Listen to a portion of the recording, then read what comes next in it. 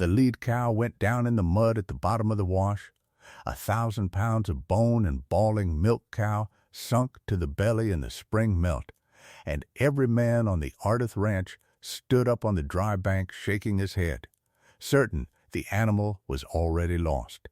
Every man except her. Tess Dunmore was down in that freezing slough before any of them had finished deciding to do nothing. Broad-shouldered and heavy through the hip and arm, a woman the whole of Bridle Gap had looked at on the depot platform and quietly bet would be of no use to anybody. But she'd grown up wrestling sick stock out of worse than this, and she had her shoulder set under the cow's brisket and her boots dug into the bank, and she was talking low to the beast the whole time.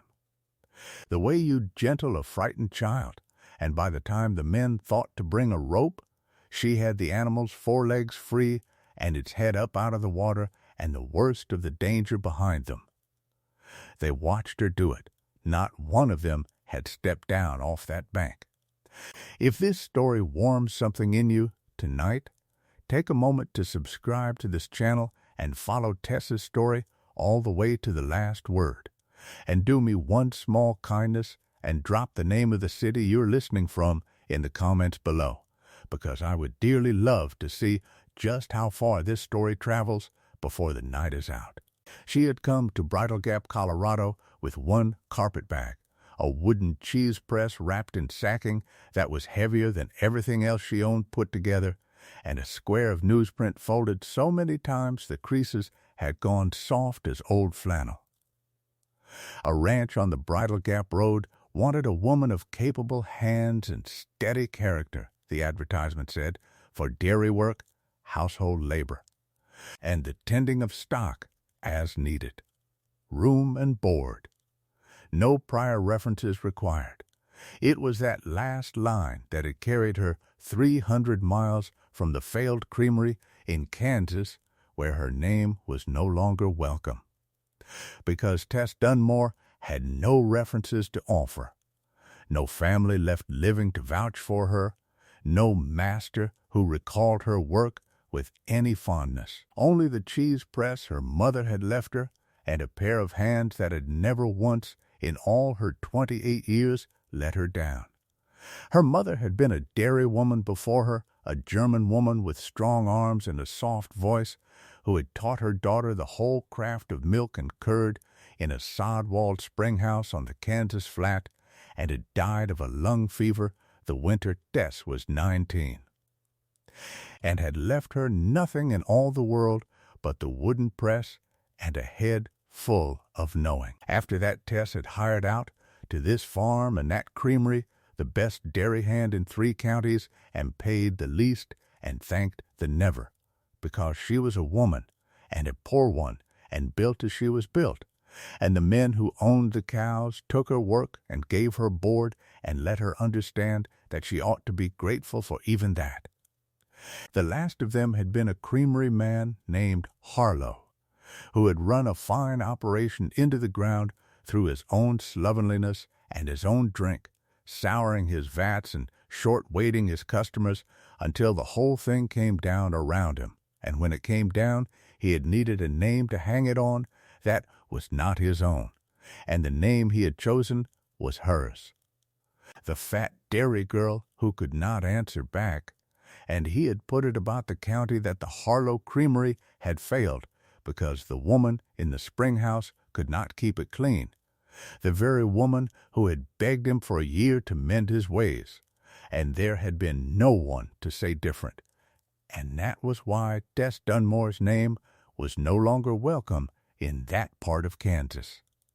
and why she had folded a square of newsprint into her bag and turned her face west to a country where no one knew the lie. She carried the wound of it the way she carried everything, without complaint and without forgetting, and it had taught her one thing past all others, which was that a clean operation kept clean was the only defense a powerless person had against the day a powerful one decided to lay his ruin at her door. The town had not been kind on her arrival. She had stepped down off the stage into the flat white afternoon light and felt the eyes find her before her boots found the ground, felt them measure the width of her shoulders and the heft of her arms and the fullness of her through the waist and the hip, and she had watched the cluster of men outside the feed store nudge one another and grin behind their hands. A boy no more than 10 had said something she did not quite hear, and the men had laughed, and an older woman in a black bonnet had pursed her mouth and turned her face away as though the sight of a woman built like Tess Dunmore on a clean street was a thing she ought not have to bear. Tess had carried her own bag. She had asked the depot clerk the way to the Ardith Road in a steady voice, and had not let her chin drop 1 inch, because dropping her chin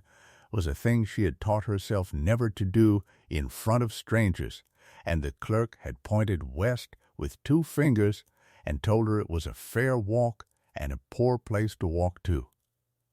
The Ardith Ranch sits 8 miles out, he had said, and the man who runs it hasn't paid a soul in town in a season, and you'd do better, miss, to get back on that coach. She had thanked him and walked.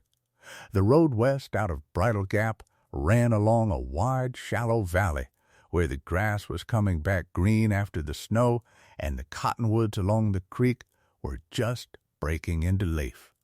And for all that her bag dragged at her arm and the cheese press grew heavier with every mile, Tess found she could not entirely hate the country. It was beautiful in the plain, hard way the high places are beautiful, the mountains standing blue and distant in the west with the last of the snow on them, the sky enormous and pale and clean over everything. And she let the walking ease the knot the town had tied in her chest and kept her eyes on the line of fence post that the clerk had said would lead her in. She passed a homestead where a thin woman pinning wash to a line stopped to watch her go by and did not wave. She passed a field where a man mending a gate straightened to stare and then deliberately turned his back. By the time she came over the last low rise and saw the Ardith place spread out below her in the long gold light of late afternoon, her feet were blistered inside her boots, and her arm was a single long ache from wrist to shoulder, and she stopped at the top of the rise to take the measure of the thing she had walked 300 miles to find. It was a ruin. Not a ruin of fire or storm, but the slower ruin of a place no one had the heart or the hands to keep up, and Tess Dunmore, who knew exactly what a failing operation looked like because she had watched one die under her feet in Kansas, read the whole sad story of it from the top of the rise in the space of a held breath. The barn roof sagged along the ridge where a beam had given, and no one had jacked it back. The corral fence was down in 2 places and patched with brush in a third. The main cabin had a good stone chimney and a sound enough log wall, but the porch step was rotted through, and the kitchen garden was a tangle of last year's dead weeds gone to seed. A scatter of milk cows stood listless in the near pasture, too few of them and too thin,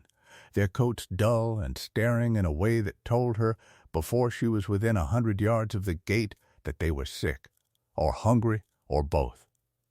A windmill that should have been pumping the stock tank full stood dead still in the evening breeze, its vanes locked. And the tank below it was low and green at the edges. Off behind the barn she could see the squat shape of a spring house built down into the creek bank. The one good thing in the whole spread, the cool stone room where a dairy lived or died, and even from the rise she could tell by the dark stain of damp around its door that it had been let go like everything else. She stood and she looked, and she felt something in her settle that was not quite hope and not quite despair, but the thing that lives between them, the flat, clear knowledge of work that needs doing. And then a man came around the corner of the barn leading a lame horse, and he stopped when he saw her on the rise, and even at that distance she felt him go still in the particular way she had been made still by all day, the way of a man taking the unexpected measure of a woman and finding her larger than he had bargained for. Caleb Ardith was lean where the country had worn him lean, a tall man gone spare and hard through the shoulders, with a dark beard a week past needing a trim, and a brown hat pulled low against the westering sun.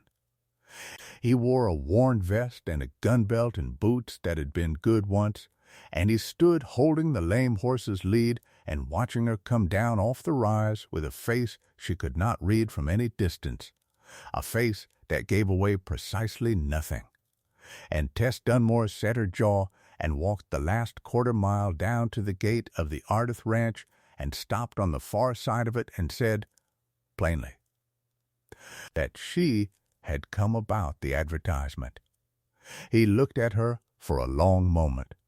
He looked at the carpet bag and at the sacking wrap press and at the road behind her empty of any wagon that might have carried her,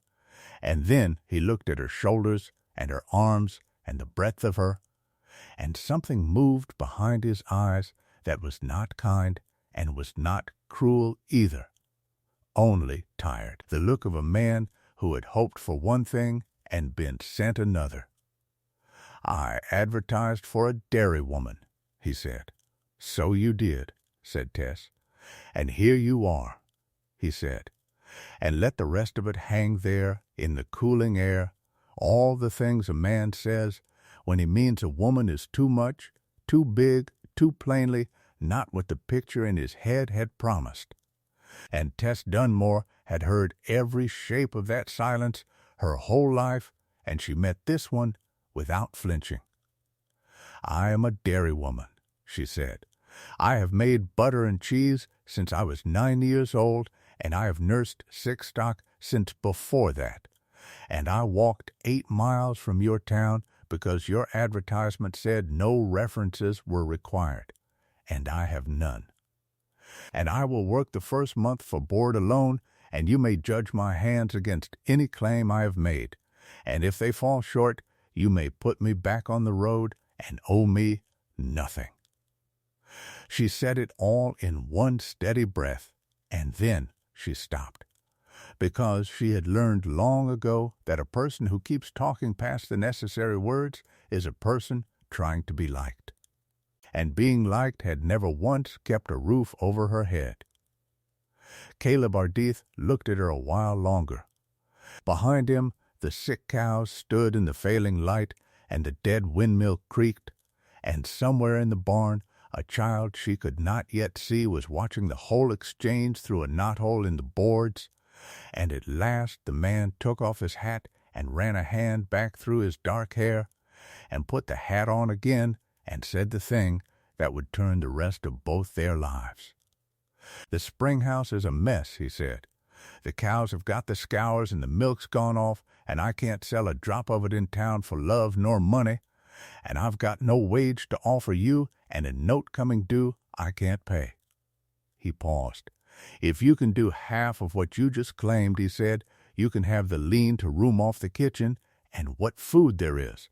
and we will neither of us owe the other a thing until the month is out." Then he turned and led the lame horse toward the barn, and over his shoulder, without looking back, he said one more thing. "There's a boy," he said. "He doesn't speak. Don't let it trouble you." And that was how Tess Dunmore came to the Ardith Ranch on a failing evening at the tail of a hard spring,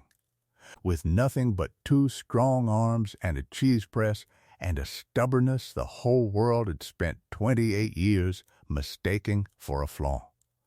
The boy's name was Sam, and Tess found him in the barn that first evening when she went to see about the lame horse and the milk cows before she so much as looked at her own room. He was crouched in the straw in an empty stall with his arms around the neck of a half-grown collie dog, and he went rigid when her shadow fell across the doorway, his whole small body braced for something. And Tess understood in a glance that here was a child who had learned to make himself small the way she had learned to keep her chin up. Each of them armored against a different shape of the same cruelty. She did not crowd him. She crouched down in the straw, a careful distance off, slow as she could manage on knees that ached from the walk, and she looked not at the boy, but at the dog, and said, in the same low voice she used on frightened stock, that he was a fine animal and clearly well loved, and that she was Tess, and she had come to make the cheese and tend the cows, and that she would surely need a person who knew where everything was kept, and that she hoped he might be that person if he had a mind to be. The boy said nothing, because the boy could say nothing, but his arms loosened a fraction on the dog's neck, and that fraction was the first small win on the Ardith ranch, and Tess Dunmore took it and gave no sign of how much it mattered to her. She had been a strange and lonely child herself, too big for her age and too quiet for her own good. The kind of child grown folks talked over and other children left out, and she knew from the inside the particular armor a child builds who has learned that the world is a thing to be endured rather than trusted. And she knew, too, that such armor is never taken off by force, only set down, a piece at a time, by a child who comes to believe at last that he is safe. So she did not reach for him, and did not coax him, and did not, that first evening, or for many evenings after, ask a single thing of him that he was not ready to give. She simply made herself a steady and reliable and unfrightening fact of his days. There in the cold dawn when he woke, and there at the warm table when he ate, and there in the lantern light of the spring house, where his mother's ghost still lived in the smell of the curd, and she let the boy come to her on his own slow time, the way a wild thing comes in from the edge of the firelight. One wary step, and then a long stillness, and then another step, and she had the patience for it, because patience was the one thing the world had given her in great plenty in the long course of teaching her she was worth nothing. She slept that first night in the lean-to-room on a rope bed with a tick that wanted fresh straw. And she woke before the light, because she had always woken before the light, and she went out into the cold blue dawn and looked at her work and began. She began with the cows, because a dairy is only ever as good as the animals it springs from, and she knew before she had her hands on the first of them what she would find. The scours that had ruined the milk and turned the whole herd thin and staring was not some mystery sickness, but the plainest thing in the world, the thing that comes from foul water and worse feed. And when she walked up to the dead windmill and looked at the green low tank, and then walked the fence line and found the cows had been driven by the broken corral to drink at a stagnant backwater of the creek where the runoff pooled and soured, she had the root of it inside an hour. She climbed the windmill herself in the cold, hand over hand up the frozen ladder, with her skirts knotted up out of the way, and the wind trying to take her off the platform, and she found the brake pin had worked loose and jammed the vanes. And she freed it with a stone and a stick of kindling for a hammer, and rode the first turn of the wheel as it caught the wind and groaned and began, after who knew how long, to pump. Clean, cold water climbed the pipe and ran into the tank, and Tess Dunmore stood on the platform in the wind and watched it run, and felt the particular deep satisfaction that she had felt all her life only at the sight of a broken thing made to work again. Then she came down and she fenced the cows off the soured backwater with rails she dragged one at a time from the fallen corral. And she dosed the sickest of them with a slurry of charcoal and clean water, and a handful of the dried herbs she carried wrapped in oilcloth in the bottom of her bag. And she did it all before Caleb Ardith had come out of the cabin to start his day, so that when he stepped off the rotted porch into the gray morning, the first thing he heard was the creak and clank of his own windmill turning. A sound he had not heard in half a year, and the first thing he saw was the new woman coming up from the creek with her sleeves rolled to the elbow and her arms wet to the shoulder and mud to the knee of her skirts, and the look on his face, for just a moment before he shut it away,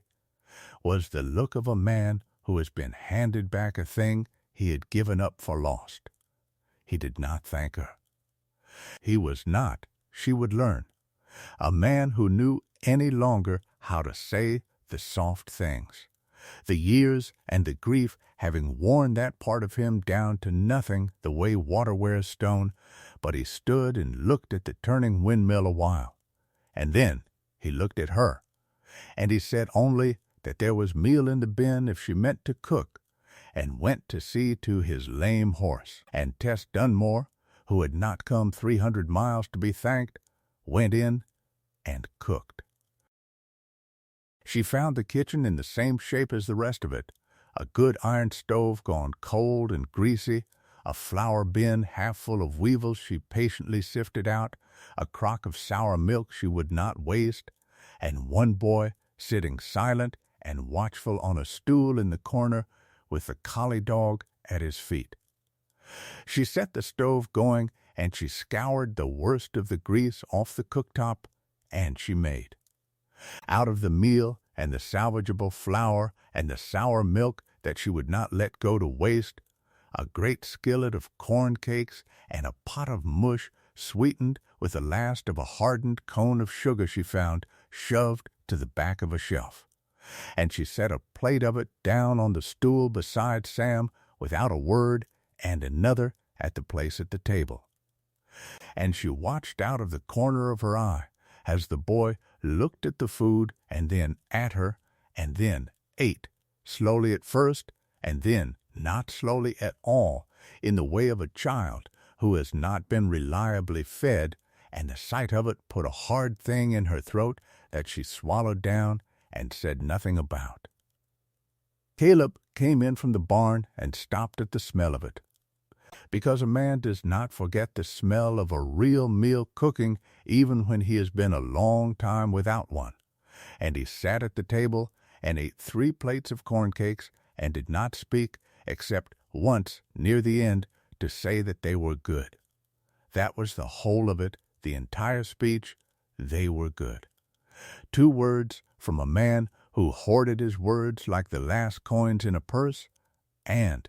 Tess Dunmore, scrubbing the skillet at the basin with her back to him so he could not see her face, found that those 2 plain words landed somewhere in her that all the fine speeches in her life had never reached, and she was annoyed at herself for it and scrubbed the skillet harder. So the days began to come, and to stack one on the next the way good days do. Each one a small plain victory laid atop the one before it until they began to add to something. She had the spring house scoured and whitewashed inside a week, the standing damp drained off, and the stone shelves scrubbed and sweetened, and the spring itself, which had silted half shut, dug out and running clear and cold through the stone trough, the way the man who built it had meant it to run. She put the windmill water and the new clean creek to work, and within 10 days the cows had come off the scours, and their milk had come back, thin at first and then richer. And she stood in the cold dark of the spring house before dawn, with her sleeves rolled and her arms in the milk to the elbow, and she set the first cheese the Ardith Ranch had made in a year, pressing the curd down into the wooden press her mother had left her, and she felt, with her whole weight bearing down on the lever and the whey running clear and golden over the stone, more herself than she had felt in all her time since Kansas. She made butter that came up sweet and yellow, and she worked it and salted it and printed it with the carved butter stamp she carried. A simple sheaf of wheat, and she set rounds of cheese to age on the clean stone shelves where the spring kept them at the cool, even cold that is the whole secret of cheese, and she let it be known to no one, because there was no one to tell. Only the silent boy who took to following her down to the spring house in the mornings and watching her hands at the curd with an attention that was its own. Kind of speech. That first cheese she made alone in the dark, hours before the light, by the glow of a single lantern hung on the spring house beam, and it was not only work to her, it was a kind of homecoming, the first true cheese her hands had set since Kansas, and she felt as she pressed the curd down and watched the whey run clear and golden over the worn stone that she was setting herself to rights as much. As the milk, taking a thing the world had told her she was no good for and proving the world wrong in the dark where no one could see, only for the plain private joy of the proving. She turned that first round in the morning and salted it and rubbed its rind and set it on the highest shelf where the cold sat deepest, and she made herself a promise over it that she did not say aloud, which was that she would stay until she had made this place sound, however long that took, because a person who has been turned out of every place she ever served learns to know a place worth staying for when at last she stumbles into one. The boy came down to her the second morning of his own accord, drawn by the lantern light and the smell, and he stood in the doorway a long while before he crept in, and Tess made a place for him at the bench without a word, and the two of them worked the morning's curd together in the cold, sweet dark, the heavy woman and the silent child. And it was the most peace either of them had known in longer than either could have said. She taught him without seeming to teach him. She would set the press lever where he could reach it and let him bear his small weight down on it beside her, and she would let him be the one to carry the clean cloths, and she would talk to him the whole while in her low, even voice about what she was doing and why, the way you talk to a person you take to be your equal. And the boy began, in the way of a half-wild thing being gentled, to thaw. There was a craft to it that she had learned at her own mother's elbow, and could no more have set down in words than she could have explained the turning of the seasons, the knowing of when the curd had set firm enough to cut and when it wanted another quarter hour, the feel of the whey running between the fingers that told a true dairy woman whether the warmth was right, the slow, patient business of cutting the curd into even squares with a long wooden knife and stirring it gentle so the grains firmed but did not break, of dipping it into the cloth-lined hoops and folding the cloth just so and setting the weight of the press atop it and turning the cheese and turning it again. None of it could be hurried, and all of it had to be done clean.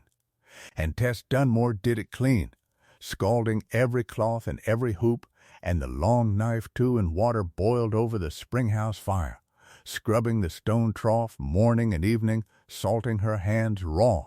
because she had watched a creamery die in Kansas of the small, slovenly carelessnesses that no single one of which would have killed it, but all of which together had soured the whole. And she had sworn over the ruin of it that no dairy in her hands would ever fail for want of plain cleanness. The boy watched all of it, and the boy learned all of it, with the grave, bottomless attention of a child relearning a thing his hands half remembered, and Tess understood that he was finding, in the cold, sweet dark of the spring house and the smell of the warm curd, the ghost of his mother's hands, and she let him find it, and was careful never to stand quite where his mother must have stood. He brought her things. A bird's egg, a smooth stone, once a fistful of early wildflowers crushed half to ruin in his hand, and Tess received each one as the grave gift it was, and put the flowers in a cup on the window-sill, where they wilted in a day, and she did not throw them out. The old hand who came 2 days a week to help with the heavy work. A grizzled, silent man named Pruitt, with a stove and hat and a way of spitting that conveyed more than most men's sentences, watched all this from under his brows, and said nothing for a good while, and then one evening, taking the milk pail from her at the spring-house door, said that in 40 years of dairying he had never seen a spring-house run so sweet, nor a sick herd come back so quick, and that the boy hadn't taken to a soul since his mother passed, and that she'd best mind she didn't break his heart when she moved on. "I'm not moving on," said Tess. "We'll see," said Pruitt, and spat, and carried the milk up to the cabin, and that was the longest conversation the two of them would have for a month, and it was enough. The old man came around to her the way the boy had, though he would have died before he admitted it, in small, grudging increments measured out over the long spring. He took to staying past his 2 days when there was heavy work and not asking for the extra board. He took to mending things she had not asked him to mend, a hinge here and a harness strap there, leaving them done without a word, as though the place had mended itself. And once, when a calf came breech in the night, and the cow was failing, and Tess was up to her shoulder in the business of turning it, the old man held the lantern for her the whole long hour, and watched her bring the calf round, and breathing into the straw, and when it was done, and the cow was licking it, and the danger past.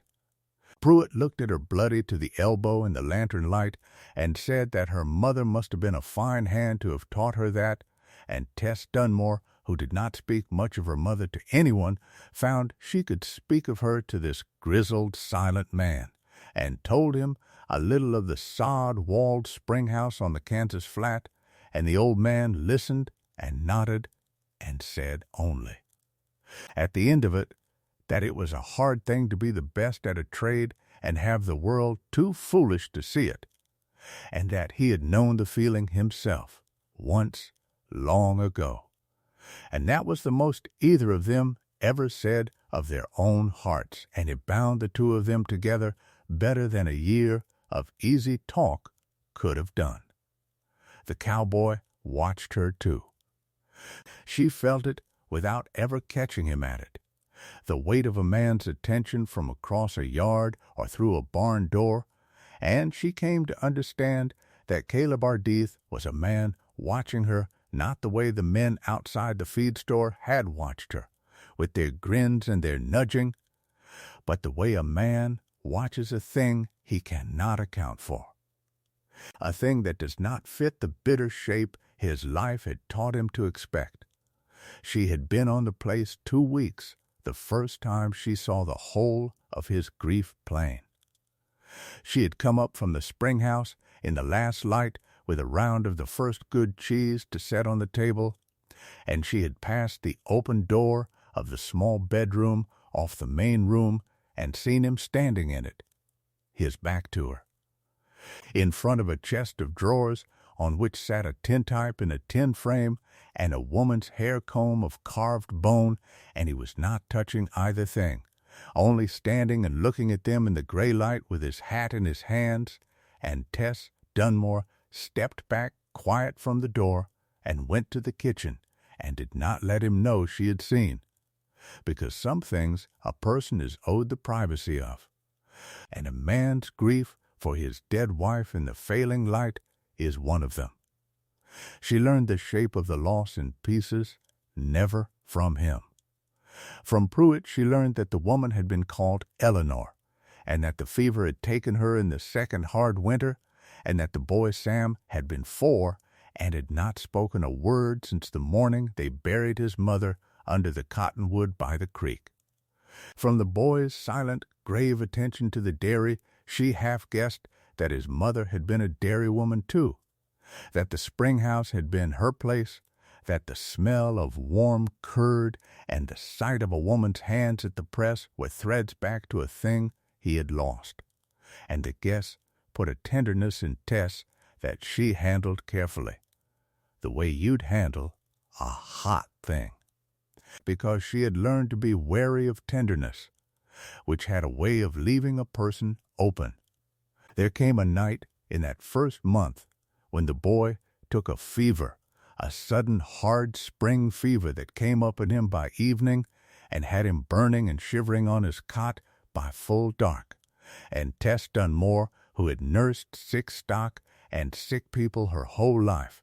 and knew the difference between the fever that passes and the fever that takes, sat up the whole night long with him,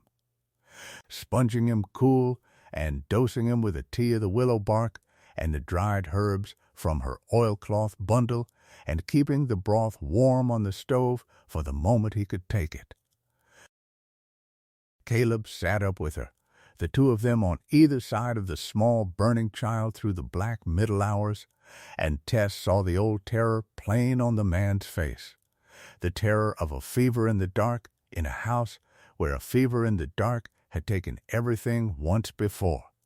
and at the worst of it, near the turning hour when the boy's fever crested and broke at last into a clean, cool sweat. Caleb Ardith reached across the cot in the lamplight and gripped Tess Dunmore's wrist, not a tender thing, but a drowning man's grip, and held to it while the fever broke, and Tess did not pull away, only turned her hand over under his and let him hold to her. And the two of them sat so until the gray came up in the window, and the boy slept easy and whole. And neither of them ever spoke of it after, but a thing had passed between them in that lamplit dark that neither could unpass, the knowing that they had stood together at the edge of the worst thing and held, and that it had held. After that the man's silences toward her changed their character. They were not the cold transactional silences of the first days, the silences of a man enduring a stranger he could not pay. They had become the easier silences of two people who can be quiet in a room together because the quiet no longer needs filling, and Tess Dunmore, who had spent a lifetime being too much for every room she stood in, found in those silences a thing she had not known she was starving for, which was simply to be for whole long evenings. Exactly enough, she did not let it stop her. She mended the porch step, sawing out the rotted tread and setting a fresh split plank in its place, and driving the nails home with 3 sure strokes apiece while Pruitt watched and said that she swung a hammer better than half the hands he'd worked beside in 40 years, which from Pruitt was a speech near to poetry.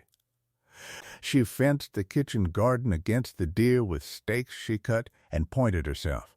and she turned the dead weeds under and broke the soil with a spade and planted what she could of the seeds she carried wrapped in twists of paper in the bottom of her bag,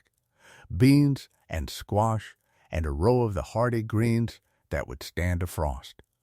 And she carried water to them in the evenings from the spring house in 2 pails balanced on a yoke across her broad shoulders. 8 miles of walking already in her legs from the day's other work, and never a word of complaint about it. She mended the corral fence proper, not patched with brush as the men had patched it, but rebuilt, digging out the rotted posts and setting new ones deep and true, and tamping the earth around them with the butt of a bar, and rehanging the rails so square and sound that Caleb, coming to look at it, ran his hand along the top rail a long moment and said nothing, which from Caleb was its own loud praise. She rendered the tallow from the beef they butchered against the winter, and she made soap of it in a great kettle in the yard, hard yellow bars of it, that she stacked to cure on a board in the lean-to,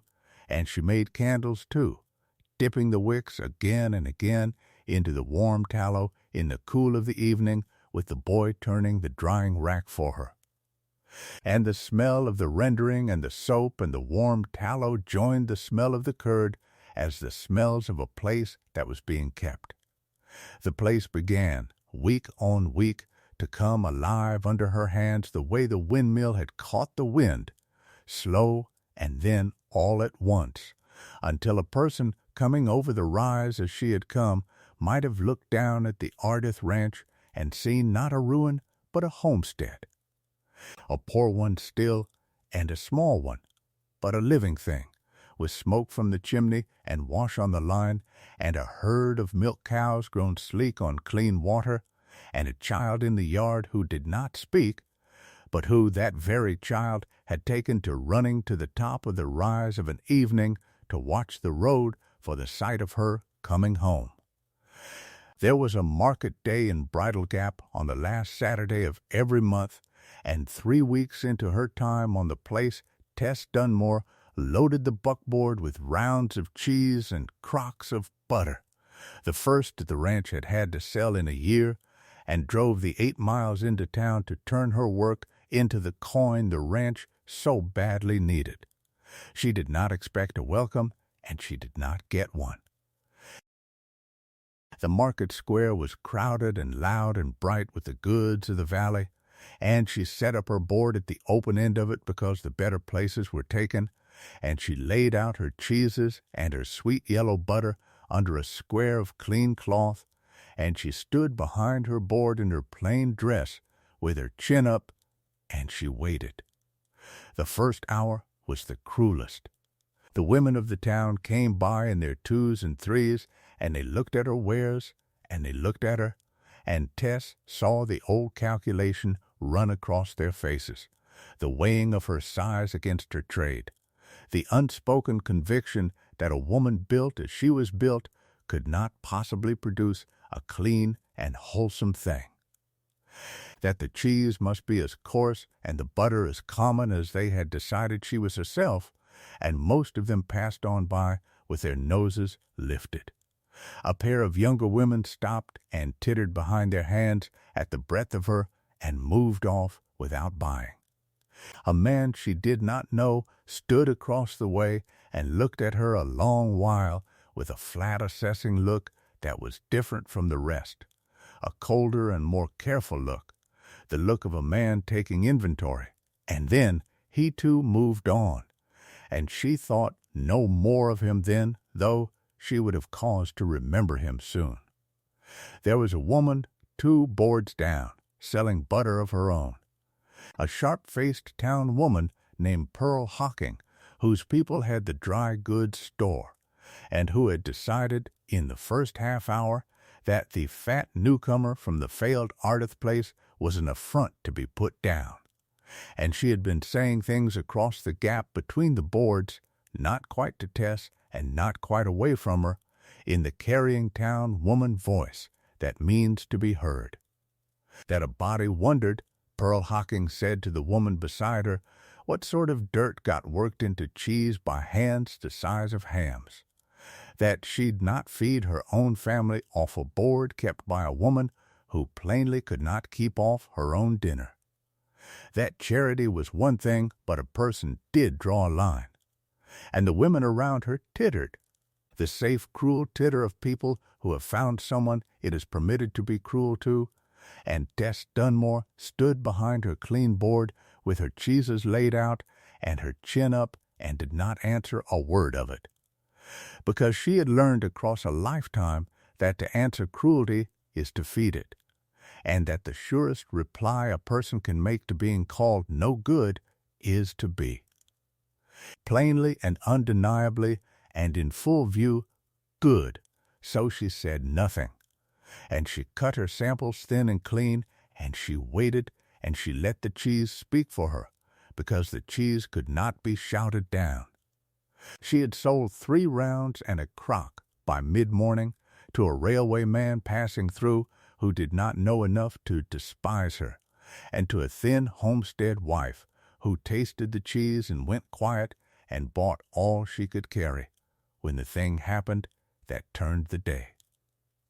A child of the town, a small girl in a clean pinafore who had wandered from her mother, came up to the board drawn by the smell.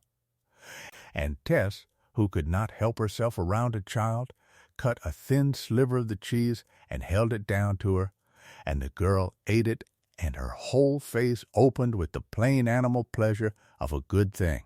and she turned and ran to her mother, crying out that the big lady's cheese was the best thing she had ever tasted in her life,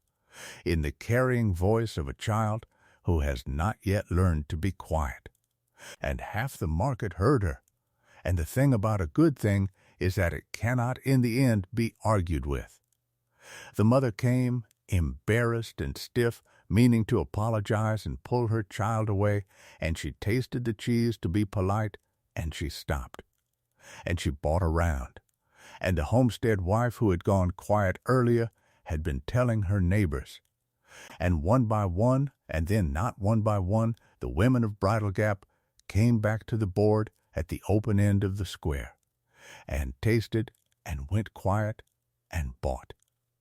Because a woman who keeps her own house knows the truth of a thing the moment it is on her tongue, and no amount of deciding a person is too big to be any good can't stand against the plain fact of the finest cheese in the valley laid out under a clean cloth.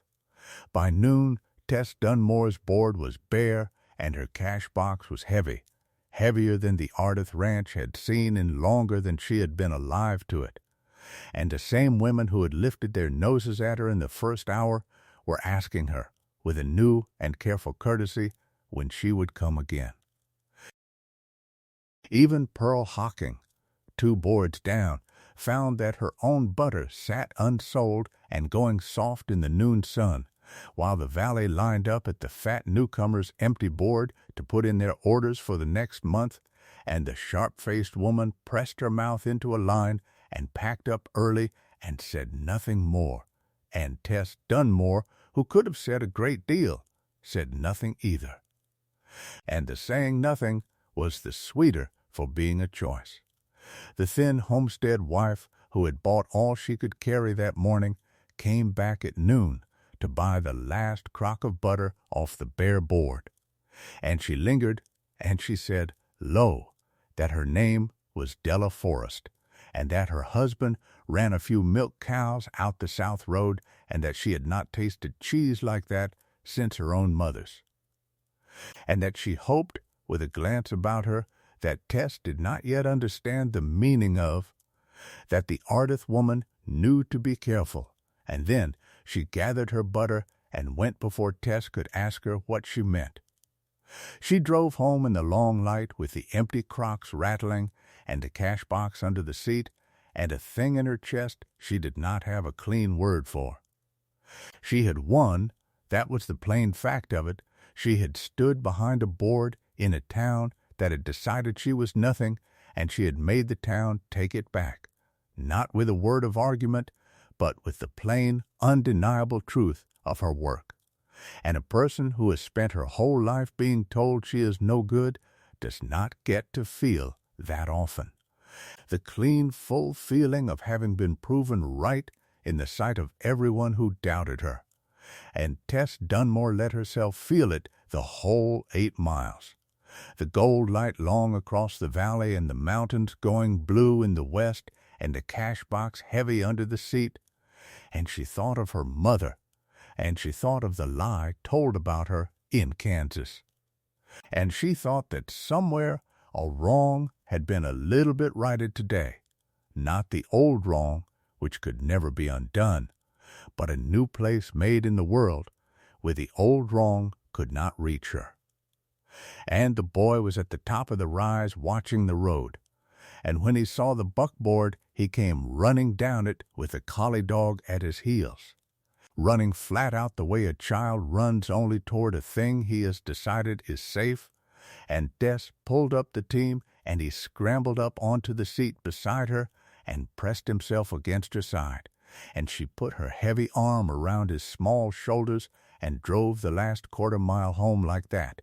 and did not trust herself to speak. Because there are some kinds of fullness in a person's chest that will not survive being spoken, and this was one of them. That evening she set the cash box on the table in front of Caleb Ardith and told him what the cheese had brought, and she watched him count it twice in the lamplight, and she watched the thing happen behind his face that she had seen the morning of the windmill. The look of a man handed back a thing he had buried. He did not say much. He said it was more than the herd had brought in a season. He said it slow, like a man doing a sum that frightened him, and then he looked up at her across the lamplit table with the boy asleep on the bench between them and the dog at the boy's feet. And he said the thing that was nearest to soft that she had yet heard out of him. My wife made cheese, he said. It was her spring house. I had given up thinking I'd ever smell curd in it again. And then, before she could find any answer to that, before the moment could become a thing either of them would have to account for, he looked away and gathered the coins back into the box and said there was a note on the place coming due at the end of summer, and that what was in the box was a start and no more. And the warmth shut away behind his face again like a lamp carried out of a room. And Tess Dunmore sat in the new dark and understood two things plainly: that she had walked, without meaning to, and without quite deciding it, all the way into the center of these two broken lives, and that there was something coming for this place that she did not yet have the shape of, but could feel the cold edge of, the way you feel the edge of a storm in the air before you see the cloud. The shape of it had a name, and the name was Mordecai Lunt. She learned it the next market day, and she learned it from the homestead wife who had been the first of the town women to come back to her board, a worn, kind woman named Della Forrest, who had taken to lingering at the cheese board to talk, and who said to Tess, low and quick while she counted out her coins, that she'd best be careful who she sold to, and best be more careful still who she did not. Tess asked her meaning. Della Forrest looked over her shoulder before she answered, and the looking told Tess more than the answer would. There's a man named Lunt, she said, Mordecai Lunt. He came into the valley 4 years back with money from somewhere east, and he has been buying it up ever since. The failed places and the foreclosed places and the places of folks who got behind on a note, and he has built himself a creamery on the East Road, a great fine creamery with an ice house, and he has put it about that every dairy in the valley is to sell its milk and its cream through him, at his price, and the price he pays is a robbery. And the man who will not sell to him finds that somehow his stock gets into bad water, or his fences come down in the night, or the note he owes gets bought up quiet and called in early. Della Forrest stopped and looked at Tess steady. He has been to the Ardith place, hasn't he? She said. It was not quite a question. Tess thought of the cold, careful man who had stood across the market square the first day and taken his inventory of her, and a cold understanding moved up her spine. He has not, she said. Not while I've been there. He will, said Della Forrest, and gathered up her cheese and went, and Tess Dunmore stood behind her board in the bright noon and felt the edge of the storm come a long step nearer. He came the following week. She was in the spring house working the press when she heard the buggy in the yard, a fine light buggy with a match team that had no business on a poor ranch road, and she came up from the creek, wiping her hands on her apron, in time to see Mordecai Lunt step down from it in a town coat and a clean hat. A soft, heavy man going gray at the temples with small, neat hands and a wide, untroubled smile,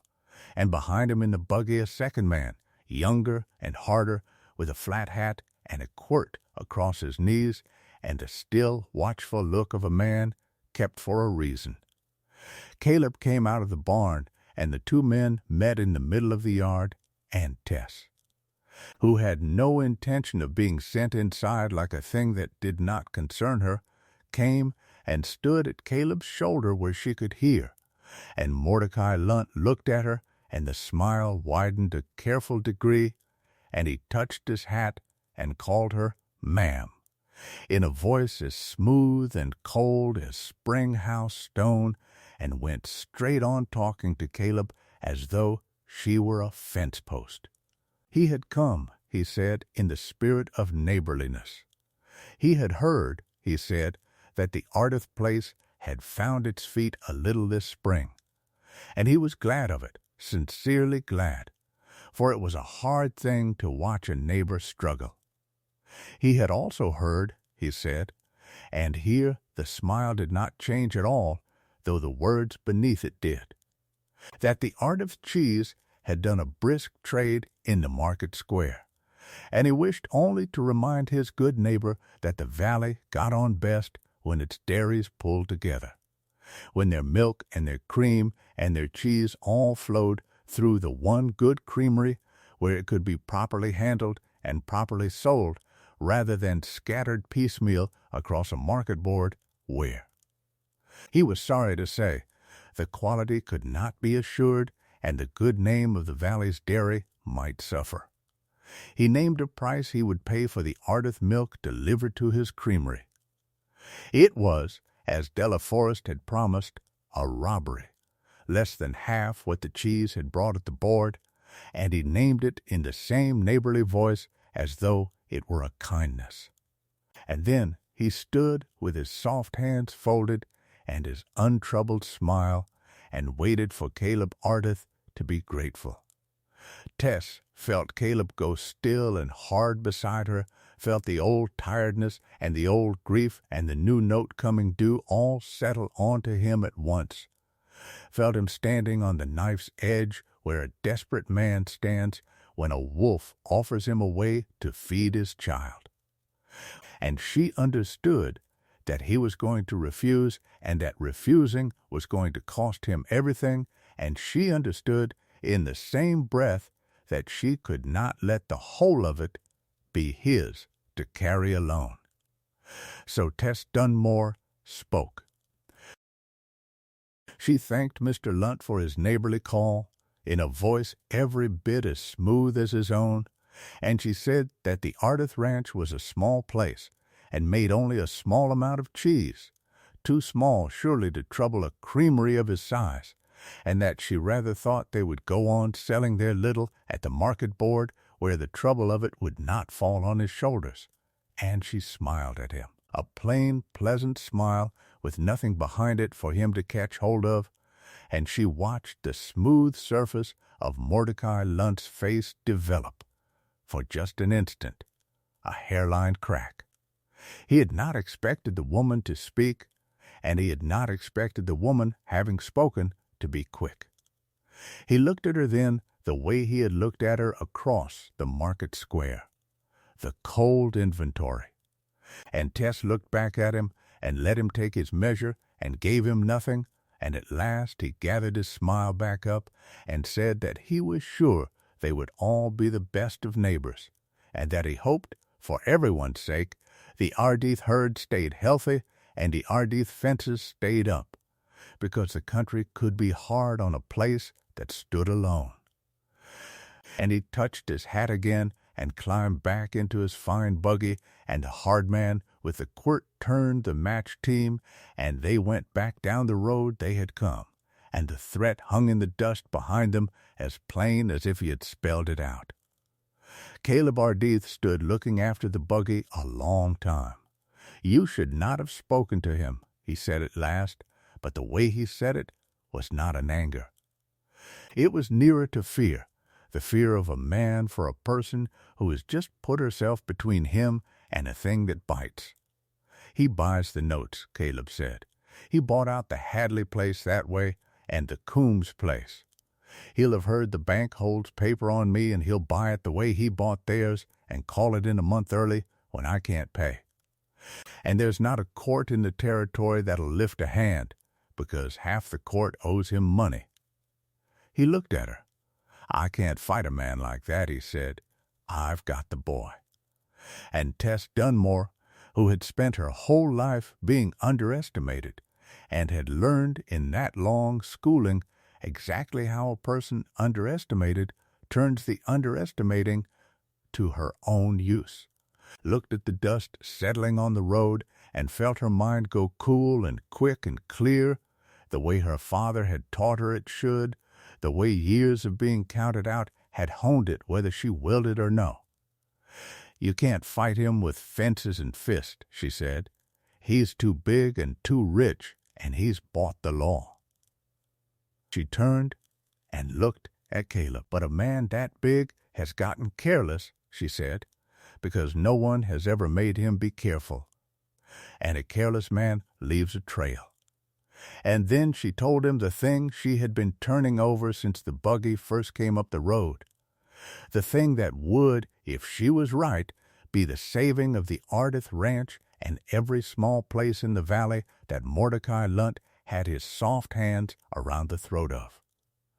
Because Tess Dunmore had not spent her time in the market square only selling cheese. She had been listening, the way an underestimated woman learns to listen, in the spaces around the men who do not trouble to lower their voices in front of her because they do not think her worth the lowering, and she had heard things, scraps and pieces. The way the railway agent grumbled over his ledger, and the way the freight clerk complained of the creamery's books, and the way Della Forrest's husband had muttered about the cream checks that never came out the way the milk had gone in. And the picture those scraps made, when Tess laid them together in her quick, cool mind, was the picture of a man cheating not only the dairies who sold to him, but the eastern dairy houses he sold on to, watering his cream and short weighing his butter and keeping 2 sets of books to cover the gap and skimming the difference into his own soft hands. That was the trail, not the fences he cut and the notes he bought, which were lawful or near enough and which the bought court would never touch, but the long, careful theft hidden in his own ledgers, the theft from the big eastern houses with their own lawyers and their own long reach, who would, if they could be made to see it, fall on Mordecai Lunt with a weight no valley judge could shield him from. All she had to do, Tess said, was prove it. And to prove it, she would need to get inside the creamery and into the books. And that, she said, would take some doing and some time and some care, and above all it would take Mordecai Lunt going on believing, right up until the moment it was too late, that the woman at the Ardith place was nothing but a fat dairymaid with a knack for cheese and no more sense than the cows she milked. Caleb Ardith looked at her for a long moment in the settling dust. And then he did a thing she had not seen him do once in the weeks she had been on his place. The corner of his mouth moved. It was not a smile, not quite. The years had taken his smiles the way they had taken his soft words, but it was the ghost of one, the first warmth she had surprised out of him that he had not immediately shut away. And he said, lo, that she was a dangerous woman, and the way he said dangerous was the way another man might have said remarkable. And Tess Dunmore turned away so he would not see what it did to her face, and went down to the spring house to think. The first blow fell before she had the plan half formed, and it fell in the night, the way Caleb had warned her it would. She woke in the black hour before dawn to the collie dog barking and the cows bawling wrong. And she was out of the lean-to with a shawl over her nightdress and a lantern lit before Caleb had his boots on, and what she found at the foot of the pasture put a cold, hard anger in her that she would carry quiet for a month and spend all at once at the end. The corral fence she had rebuilt so square and true had been thrown down again in the night. Not fallen, but thrown down. The new rails pulled off, and the post she had set deep heaved sideways with a bar, and the cows driven through the gap and down to the soured backwater of the creek that she had fenced them off from, the very water that had near killed the herd in the spring, and 3 of them were already standing belly deep in it, drinking the poison. And there were the marks of a shod horse in the soft creek mud that no Ardith horse had made. Tess Dunmore stood in the lantern light and looked at the heaved posts and the shod tracks, and she did not rage, and she did not weep. She went down into the cold water in her nightdress and her bare feet, and she drove the cows up out of it one by one, talking them low and steady the whole while. And she dosed them at first light with the charcoal slurry and watched them close for 3 days, and she lost not one of them, because she had caught it in the dark hour and not the daylight. And the man who had done it had not reckoned on a dairy woman who woke before the light. But she understood the message of it plain. It was Lunt's hand, or the hand of the hard man with the quirt who did Lunt's quiet work, and it said that the neighborly call had been a courtesy, and that the courtesy was over, that the Ardith place would sell its milk through the creamery at the creamery's price, or it would have no milk to sell. And Caleb Ardith, standing over the heaved fence posts in the gray dawn with his fists shut white at his sides, said again, lower and harder than before, that he could not fight a man who came in the night and bought the law in the day. And Tess Dunmore looked at the shod tracks in the mud and felt her mind go cool and quick and clear. And she said that they would not fight him in the night, and they would not fight him in the day, they would fight him in his own books, where he had never once thought to defend himself, because no one he despised had ever been clever enough to look. And from that morning the plan began. The plan took the whole of a month to lay, and it was a patient thing, built the way she built everything. One careful piece set true on the last. The first piece was the cheese itself, because the cheese was her way in. She made it better and better, and she made more of it, working from the dark before dawn to the dark after dusk, and she let it be known about the valley that the Ardith dairy had cheese and butter finer than anything to be had at the Lunt Creamery. And she let that talk do its work until it could not help but reach the ears of Mordecai Lunt himself, who was a proud man and a greedy one, and could not abide the thought of a poor woman's market board outselling his great creamery on quality. The second piece was Della Forrest, and the network of valley wives that Della Forrest moved in, the homestead women who kept the real accounts of the valley in their heads, who knew to the penny what their husband's milk had been worth, and to the penny what Lunt had paid, and who had nursed their grievance in silence for years, because there had been no one to carry it to, and no use in carrying.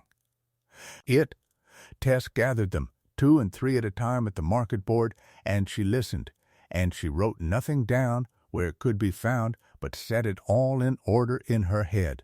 the dates and the weights and the prices, the long, quiet record of a robbery. Della Forrest was the key that turned the lock of it, for Della Forrest had kept her own accounts in a stocking under a floorboard for 4 years.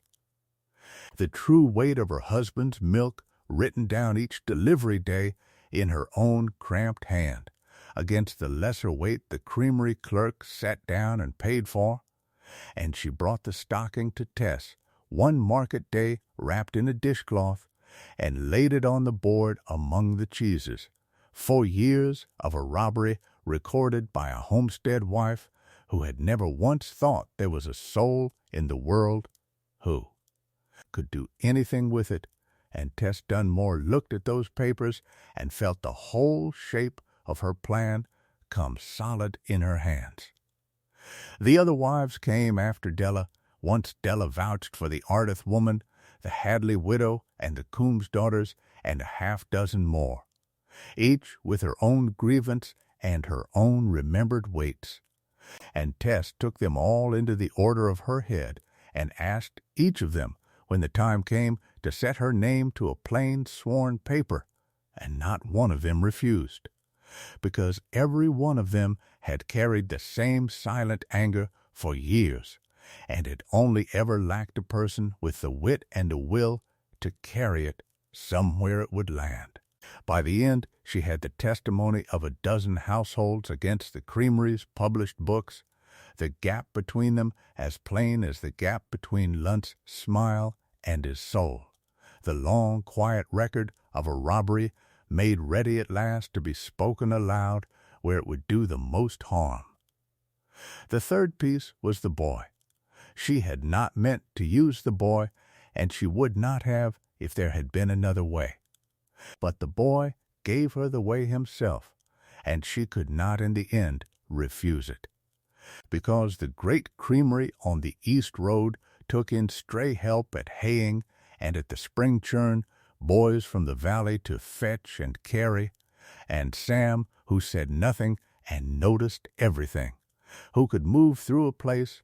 quiet as a cat and unregarded as a shadow, because the world had decided a child who does not speak is a child who does not understand, could go where Tess Dunmore, in her broad, bright presence, never could. She talked it over with Caleb a long evening by the lamp, the two of them low voiced over the table while the boy slept, and Caleb did not like it. His whole face was against it. The thought of sending the dead Eleanor's silent son into the house of the man who meant to take everything from them, and Tess did not like it either. It is one thing, Caleb said, low and hard, to risk the ranch. It is another thing to risk the boy, and he is all I have left of her. And Tess Dunmore did not argue with him, because there was no arguing with a thing so true. She only said that she would never send the boy anywhere she would not go herself if she could fit through the door, that no one looked twice at a stray fetch boy, and that a child who could not speak could not be made to tell what he had seen, even if he were caught, that she would have him home every Saturday and would pull him out at the first whisper of danger, and that in the end it had to be the boy's own choosing and not theirs, because a thing forced on a child is a wound, and a thing chosen by him is a strength, and that they should let him decide and abide by it. Caleb was a long time silent over that, his jaw working in the lamplight, the father in him at war with the desperate man, and at last he said only that if one hair of the boy's head came to harm, he would lay it at her door, and Tess said that she would lay it there herself, and would never forgive herself if it came. And so it was left, with the lamp guttering low and neither of them easy, until the morning settled it for them both.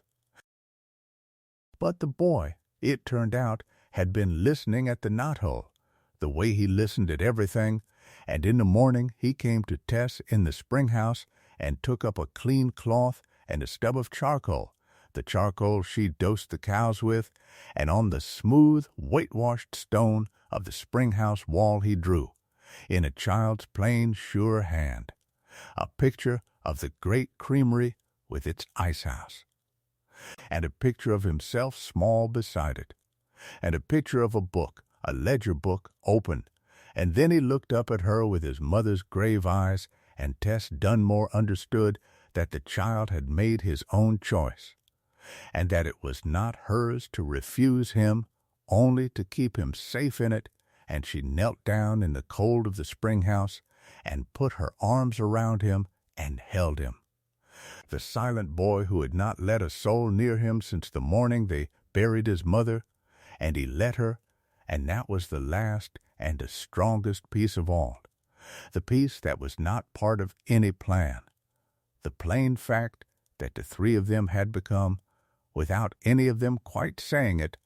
a thing worth fighting for. So it was done,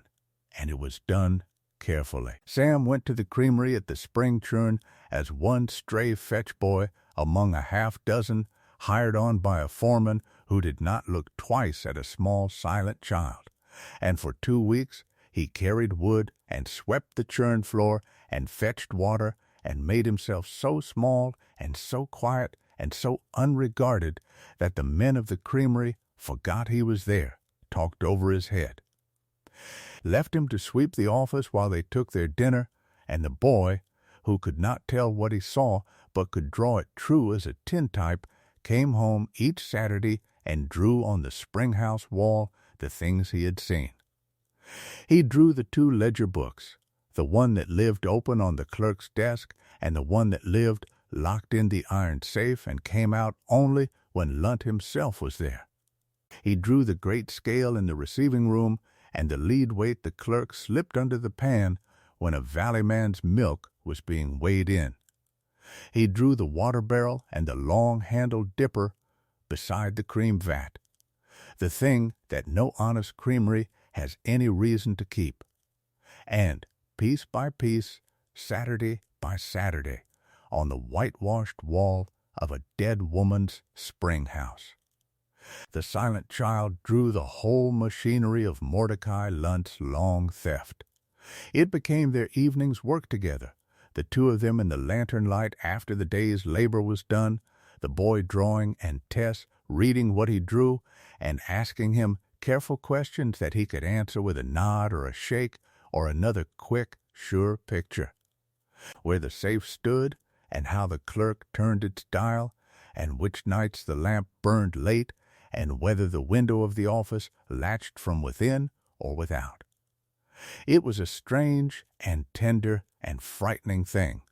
this wordless conspiracy between a heavy dairywoman and a mute child against the most powerful man in the valley. And more than once Tess looked at the boy bent grave over his charcoal and felt the full weight of what she was asking of him, and near called the whole thing off, and each time the boy, as though he felt her waver, would look up at her with his mother's steady eyes and set his small jaw and go back to his drawing. And she understood that he was not a child being used in this, but a child who had chosen a thing, the first thing in 2 silent years he had wanted badly enough to reach for, which was to help save the only 2 people left in the world who had not given up on him, and that to take it from him now would be a crueler thing than the danger. So she let him draw, and she watched over him close, and Tess Dunmore read it all the way she read the slope of land and the look of a sick cow, and she knew at last exactly what she needed and exactly where it was kept, and she knew that the only thing she lacked was the second ledger, the true one, the one in the safe, the one that would damn him. And she knew there was only one night in the whole turn of the year she might get her hands on it, the cream check day.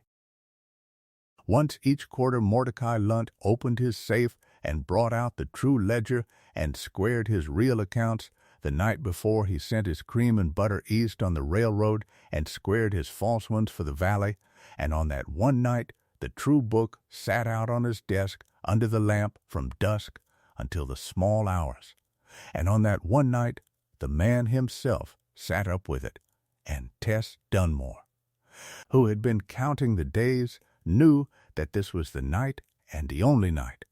and that getting into the creamery on the cream check night, past Lunt himself and the hard man with the quirt, was a thing no fat dairymaid was going to do by walking up to the door. So she did not walk up to the door. She used the one thing she had that Mordecai Lunt would never think to guard against, which was his own contempt for her, his bone-deep certainty that a woman built as she was built and poor as she was poor and plain as she was plain could be nothing but exactly what she appeared, and she turned that contempt into the key that opened his door. She let it be known through Della Forest and the network of valley wives that the Ardith Ranch had given up, that the note was too much, that the herd was too small, that the proud fat woman who had thought she could best the great creamery on quality had broken at last, and that the Ardith place would be sold and Caleb Ardith would take his boy and go, and that the Ardith dairy woman, before she left the valley in her shame, had asked, humbly,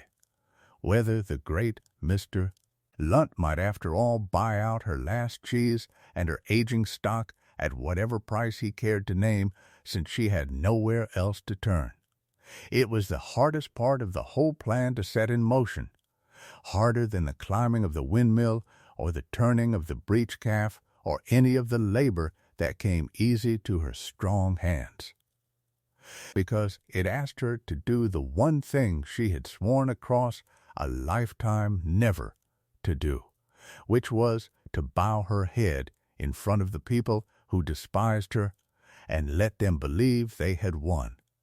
She had to walk the streets of Bridle Gap with her chin down for once and her shoulders bowed, and the look of defeat on her had to let Pearl Hocking and the feed store men and all the town that had lined up at her cheese board see her broken, had to play the very part the world had always cast her in, the fat woman who comes to nothing in the end. And she found that it cost her more than she had thought it would, that the chin she had held up her whole life did not want to come down even in pretense, even for the saving of the place she loved. But she did it, because she had learned long ago that pride is a thing you spend to buy what you need, and that a person who cannot spend it has none worth having. And she walked the town broken for a week, and let the lie of her defeat run through it like water through a field. And Caleb watched her do it, and understood at last the full measure of what she was, that she could lay down even her chin for the sake of the three of them, and it moved him in a way her competence never had. It was bait laid for a proud man's vanity and a greedy man's appetite, and Mordecai Lunt swallowed it whole. He sent word through the hard man with the quirt that he would receive the Ardith woman at the creamery on the evening of the cream check, when his business was done, to discuss the buying of her stock, and Tess Dunmore read the message and folded it small, and looked across the lamplit table at Caleb Ardith, and said plainly that it was time, and that she would need him to do 3 things, and to trust her, and that the second of those would be harder than the first. The plan she laid was simple in its bones, the way the best of her work was always simple. She would go to the creamery on the cream check night as the broken, humble woman come to beg a price, and she would keep Mordecai Lunt talking in his office, and while she kept him talking, she would find a way to put her eyes, for 1/2 a minute, on the true ledger that would be lying open on his desk, and she would commit to her memory the quick, sure memory her father had drilled into her over 1,000 evenings of figures, the few damning lines that proved the theft, the watered cream and the short weights and the doubled books, enough of it to set down whole and exact in a letter to the Eastern Dairy House, whose lawyers would do the rest. She did not need to take the book. Taking the book would be theft and would damn her and not him. She needed only to read it and remember it and walk back out, and that was a thing a man like Lunt would never in his life believe a fat dairymaid capable of, which was exactly why it would work. Caleb's part was to wait outside in the dark with the wagon and the boy and Pruitt, and to make sure she came back out, and to carry the letter to the railway depot the instant she had the figures, so that it was on the eastward train and beyond Lunt's reach before the man ever knew his books had been read. The boy's part was the hardest, and the one Caleb fought longest, because the boy knew the creamery and its dark corners as no one else did, and the boy was to be her eyes in the building, to know which window of the office stood unlatched in the warm spring nights, and to be ready, if the thing went wrong, to bring the men. They went on the cream check night under a thin moon.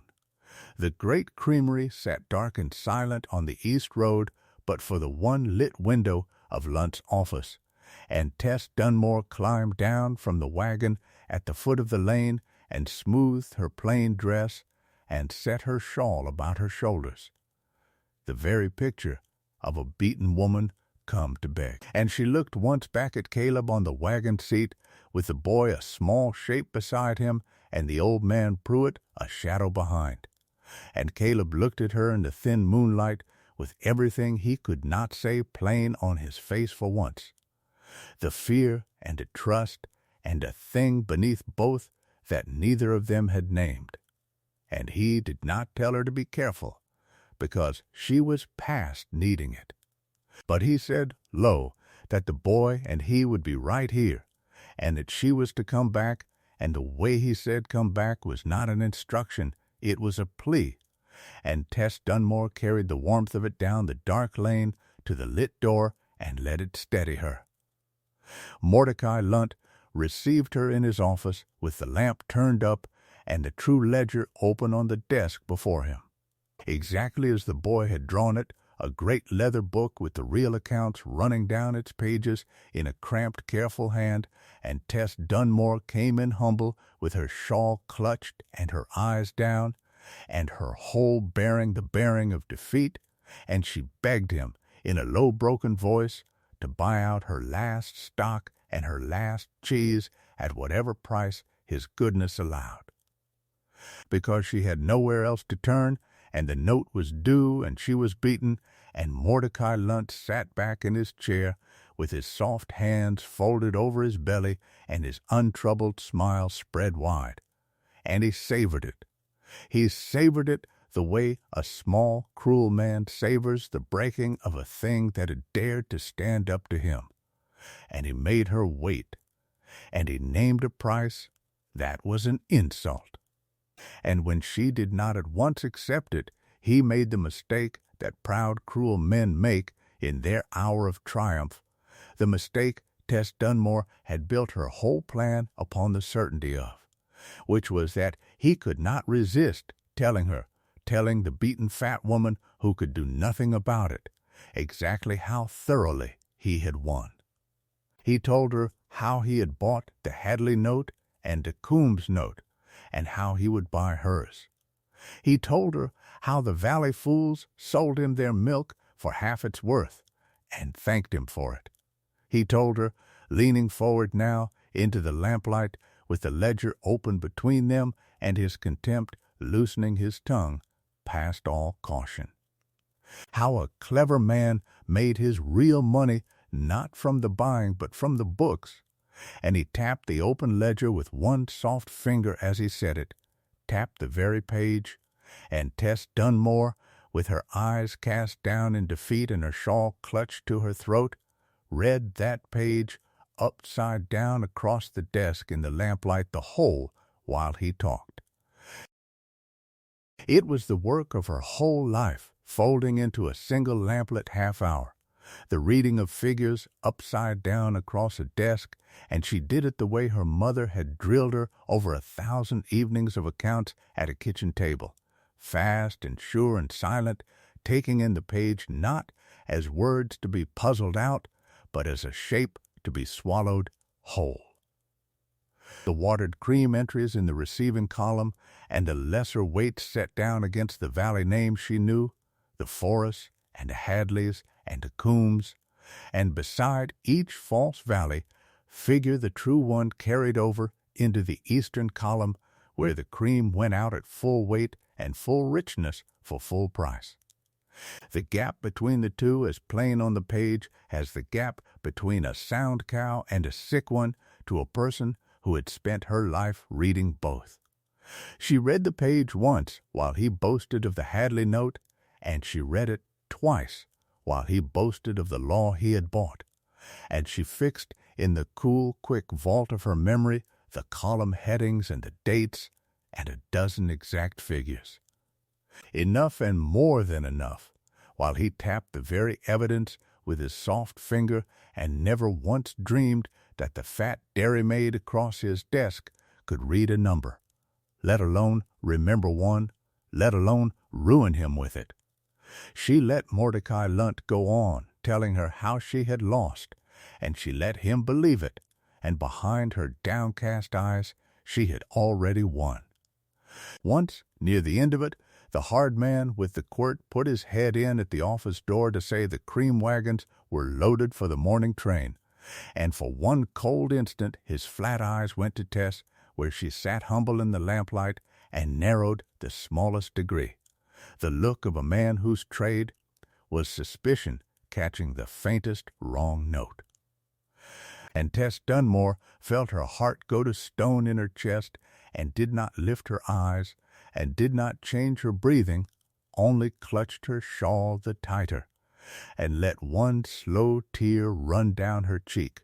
A beaten woman, a thing of no account, and the hard man's eyes moved off her as a thing not worth the trouble. And he went, and she had her contempt to thank for it again. The contempt that was the one weakness in all of Mordecai Lunt's armor, and the one she had bet the whole of it upon. She left him the price he had named. She told him, humble still, that she would think on his generous offer and bring him her answer in the morning. And she gathered her shawl and bowed her head and went out of the lit office into the dark. And she walked down the lane not too fast and not too slow, a beaten woman going home,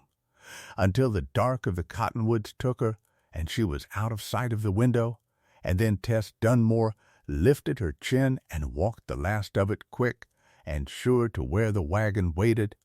and she climbed up onto the seat beside Caleb Ardith, and she said one word, which was "got it." And Caleb let out a breath he seemed to have been holding the whole hour, and put the team in motion, quiet, no whip, rolling the wagon away down the soft dirt road under the thin moon, while behind them the one lit window of the creamery never so much as flickered. They did not go home. They drove straight for the depot in town, the long way round by the river road so as not to pass the creamery again, and in the back of the wagon, by the light of a shuttered lantern, Tess Dunmore set it all down, every figure, in a long, plain letter to the Eastern Dairy House, whose name she had gotten weeks before from the freight clerk who never lowered his voice in front of her. The watered cream and the short weights and the 2 sets of books, dates and figures exact, the whole machinery of the theft laid out as cold and clear as a ledger of her own.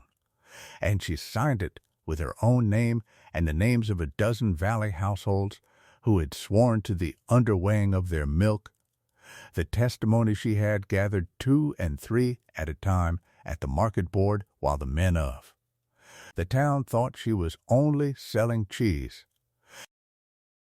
It took the better part of 2 hours to set it all down right, the wagon rocking, and the lantern shuttered low, and the boy asleep in the straw at her feet with the collie curled against him, and she would not be hurried in it, because a letter that was to do the work of an army had to be exact in every figure, or it would do no work at all, and she wrote it and read it back and wrote it fair again.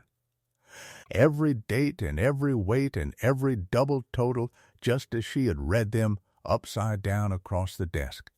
and she folded in with it the sworn paper the dozen valley households had set their names to, and Della Forrest's 4 years of accounts kept in a stocking under a floorboard.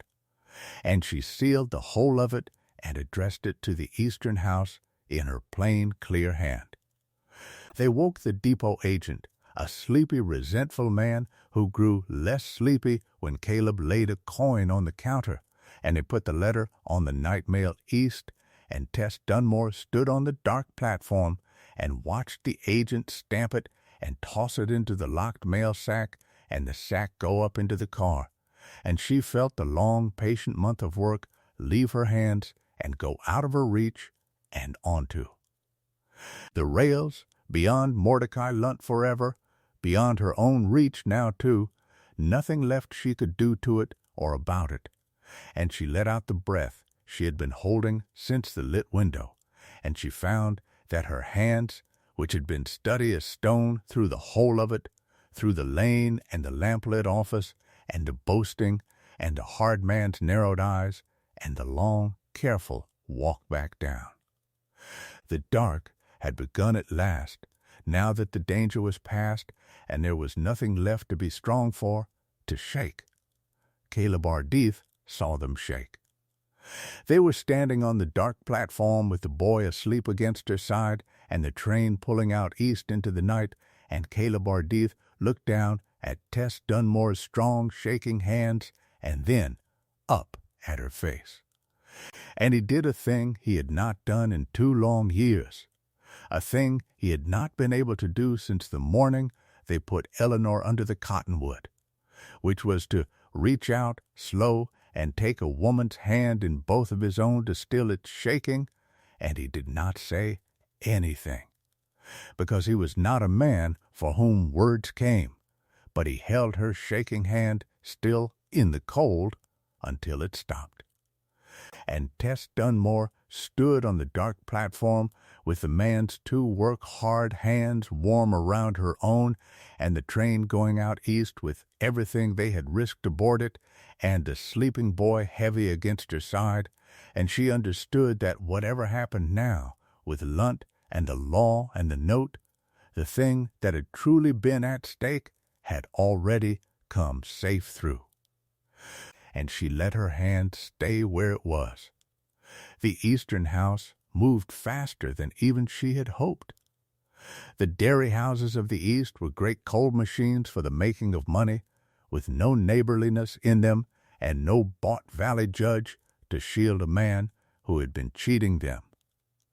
And the figures in Tess Dunmore's letter were exact and damning and sworn to. And a watered barrel of cream is the same fraud in any court in the land. Within 3 weeks, there were 2 men in town that no one knew, quiet men in good coats with the look of the law about them, asking careful questions at the freight office and the bank, and within 4, the great creamery on the East Road stood shut and dark, with a notice nailed to its door, and Mordecai Lunt, who had thought himself too big and too rich and too well protected to be touched, found that he had built his whole soft empire on a theft from men far bigger than any valley,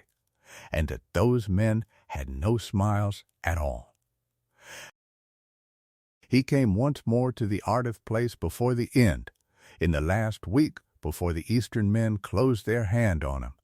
and this time there was no fine buggy and no neighborly smile, only Mordecai Lunt on a hired horse, with the look of a man who has begun to feel the floor shift under him and cannot yet say why, and he sat his horse at the Ardith gate and looked at the sleek herd and the turning windmill and the smoke from the chimney, and he asked Caleb Ardith, in a voice gone thin at the edges, whether the Ardith woman had been to town of late, and whether she had spoken to any Eastern men, and Caleb Ardith, who had learned a thing or two about saying nothing from the woman herself, looked back at him level and said only that his dairy woman tended his cows and made his cheese, and that was the whole of her business, and let the smooth man read whatever he liked into it. And Tess Dunmore, watching from the spring-house door with her sleeves rolled and her arms wet to the elbow, met Mordecai Lunt's eyes across the yard one last time and gave him the same plain, pleasant smile she had given him on his first call, the smile with nothing behind it for him to catch hold of. And she saw the first true fear come into his face, the dawning understanding that he had been beaten and could not even prove by whom. And it was the only revenge she ever took on him, and it was enough, and he turned the hired horse and rode away down the Ardith road, and was never seen on it again. He was gone from the valley before the summer was out. There was no triumph in the town when he went, no jeering crowd, only a quiet settling, the way a held breath goes out. The foreclosed families coming back to claim their places, and the valley dairies left free to sell their milk for what it was worth, and somewhere in the careful unwinding of Mordecai Lunt's affairs, the notes he had bought up came back onto the open market. The Hadley note and the Coombs note and the Ardith note among them. And Tess Dunmore, who had been to the market square every Saturday, all that long bright summer selling the finest cheese in the valley to a town that now lined up for it, had been doing a quiet thing with the coin it brought, setting it by, every spare penny of it, in the iron box under her bed. She did not tell Caleb until it was done. She drove into town on a Saturday in the gold of late summer, and she went into the bank,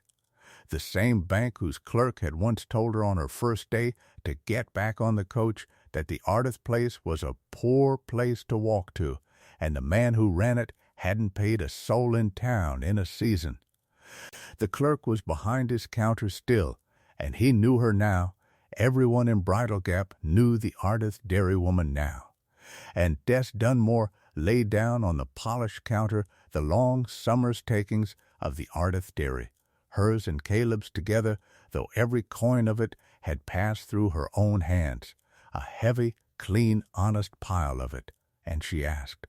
in her plain, steady voice, to buy up the note the bank held on the Ardith place, the whole of it, paid in full. The clerk looked at the money, and he looked at her, and Tess watched him remember, watched the whole first day come back into his face,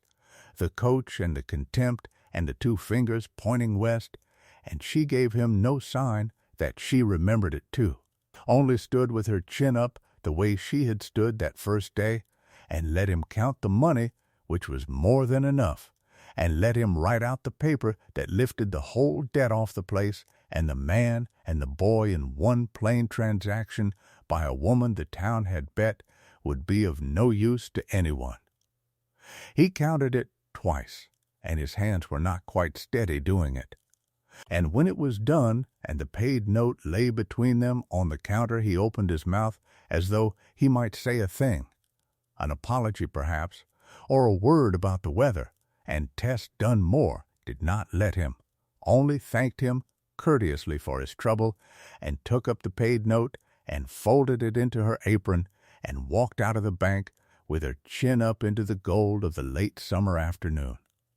And she found, driving home with the cottonwoods going gold along the creek, that she did not need the apology, had not wanted it, that the paid note in her apron was the only word she needed from that town, and it said everything, and said it better than any apology could, that she had come with nothing and built a thing they could not take from her and could no longer pretend was not there. The boy was at the top of the rise, watching the road.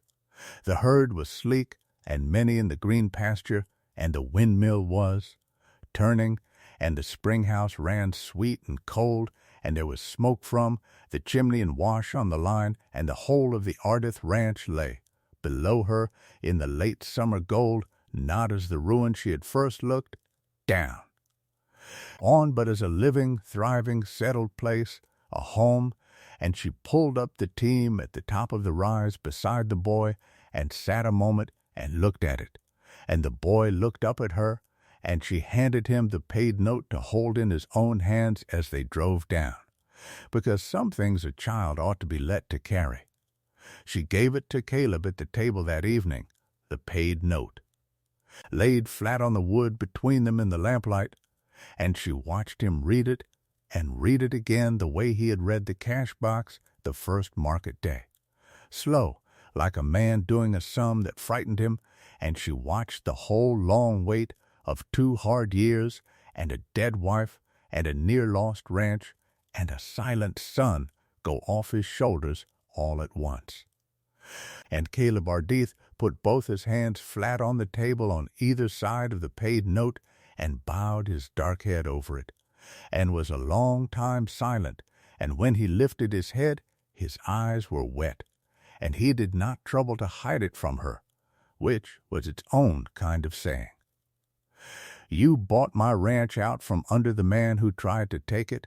he said, in a voice gone rough. "With cheese," he said, and something that was nearly a laugh came up under the roughness. "With cheese," Tess agreed. He looked at her across the lamplit table a long while, the man who hoarded his words, and she saw him gathering himself to say a thing,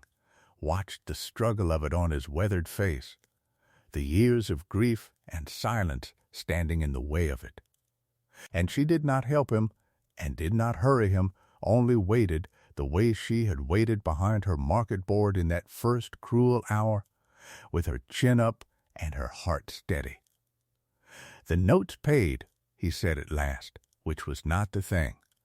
"The herds sound, and the spring house runs, and the boy." He stopped. "The boy ran to the rise to watch for you tonight," he said. "He does it every evening. I've watched him do it all summer." And the cowboy stopped again, and his jaw worked, and Tess Dunmore sat still as spring-house stone and let him find his way to it. "I find I do it too," he said, very low. "I find I'm at the window every evening, watching the road, waiting for the sight of you coming home." And that was as far as Caleb Ardith could go in words. That was the whole of what 2 years of grief had left him able to say aloud, and it was enough. It was more than enough, and Tess Dunmore felt the long-guarded thing in her own chest come loose at last. The end of it came not at the table, but the next evening on the rise, in the last gold light, when she had walked up to the top of it to bring the cows down for the milking, and found Caleb already there, standing where the boy stood every evening to watch the road, looking down at the place they had between the two of them and a silent child and a herd of cows brought back from the edge of ruin. Into a home.